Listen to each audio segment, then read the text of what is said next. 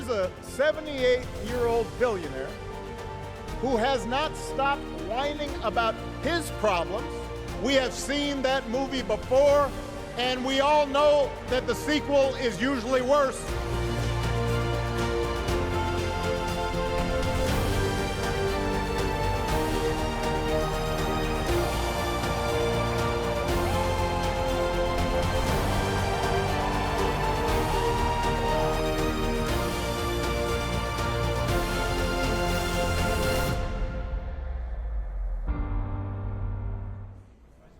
We begin in the United States, where Vice President Kamala Harris has formally accepted the Democratic Party's presidential nomination.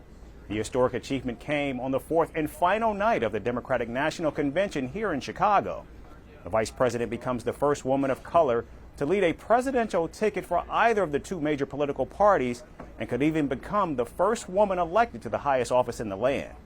Now, speaking on the final night of the Democratic Convention, Vice President Harris said she would be a president for all Americans. And let me say, I know there are people of various political views watching tonight, and I want you to know, I promise to be a president for all Americans. I will be a president who unites us around our highest aspirations, a president who leads and listens, who is realistic, practical, and has common sense, and always fights for the American people.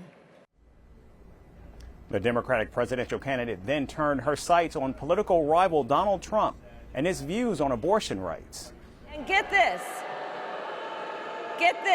he plans to create a national anti-abortion coordinator and force states to report on women's miscarriages and abortions. Simply put, they are out of their minds.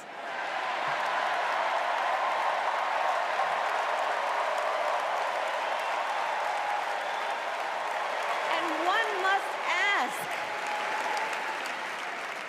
must ask, why exactly is it that they don't trust women?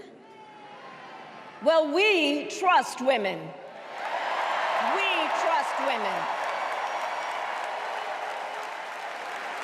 And when Congress passes a bill to restore reproductive freedom, as President of the United States, I will proudly sign it into law.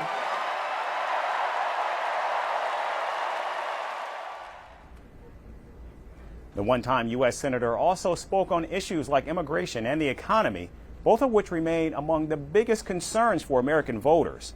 Harris says she would cut taxes for the hard-working middle class and promised to reform the U.S. immigration system. He intends to enact what in effect is a national sales tax, call it a Trump tax, that would raise prices on middle-class families by almost $4,000 a year. Well, instead of a Trump tax hike, we will pass a middle-class tax cut that will benefit more than 100 million Americans. Well, I refuse to play politics with our security, and here is my pledge to you. As president, I will bring back the bipartisan border security bill that he killed, and I will sign it into law. I know we can live up to our proud heritage as a nation of immigrants and reform our broken immigration system. We can create an earned pathway to citizenship and secure our border. Harris then concluded the night with a call to end the war in Gaza, but added she would stand up for Israel's security. With respect to the war in Gaza, President Biden and I are working around the clock because now is the time to get a hostage deal and a ceasefire deal done.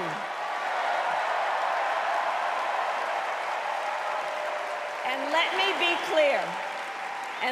be clear, I will always stand up for Israel's right to defend itself, and I will always ensure Israel has the ability to defend itself, because the people of Israel must never again face the horror that a terrorist organization called Hamas caused on October 7.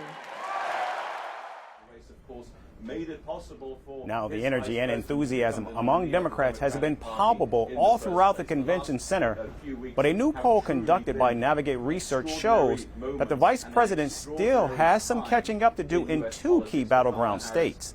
Donald Trump enjoys a narrow lead over Kamala Harris in both Arizona and Pennsylvania. Meanwhile, the two presidential candidates remain tied in Michigan, North Carolina, and Wisconsin. The Navigate Research survey, however, did highlight some key factors in favor of the Democrat. The poll surveyed over 6,000 Americans in key battleground states and showed that Kamala Harris enjoys overwhelming support from women compared to men in general, as well as among black and Hispanic voters, while Donald Trump maintains an edge among white men. Now, since launching her campaign in July, Kamala Harris has been marginally ahead of Donald Trump in national polls, with almost every poll aggregator showing her in the lead. Now, when the dust settles, pollsters and data analysts will be watching very closely to see if the Harris-Walz campaign gained the traditional bump in the polls post-convention. That same political bump eluded the Trump-Vance campaign, however. Now the race becomes a sprint as Trump continues to find a way to blunt the Harris momentum with less than 75 days until voters head to the polls.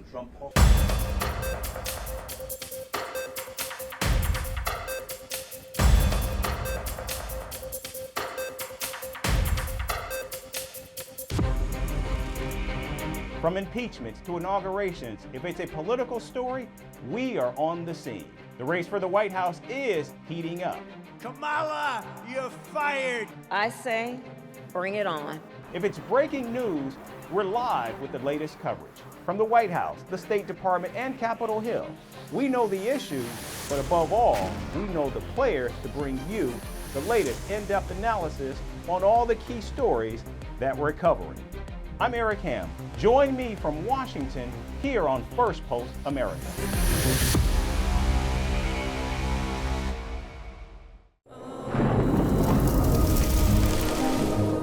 Climate change is on our doorstep. It's time for a revolution to take root. And it starts with 1.4 billion Indians. It starts with one tree. One tree for humanity. One tree for Mother Earth. One tree for our future. Project One Tree, a News 18 network initiative.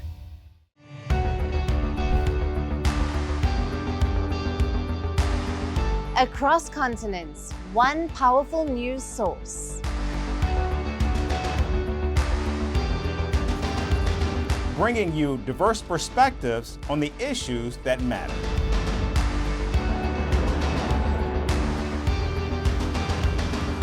We go beyond the boundaries to give you that little extra about every sporting moment.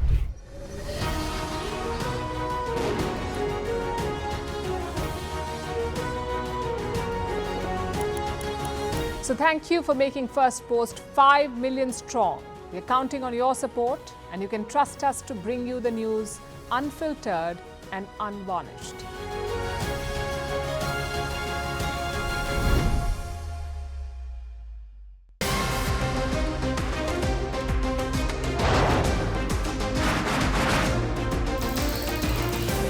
On the show today, the T20 World Cup bandwagon has moved across to the West Indies. What can you expect from this?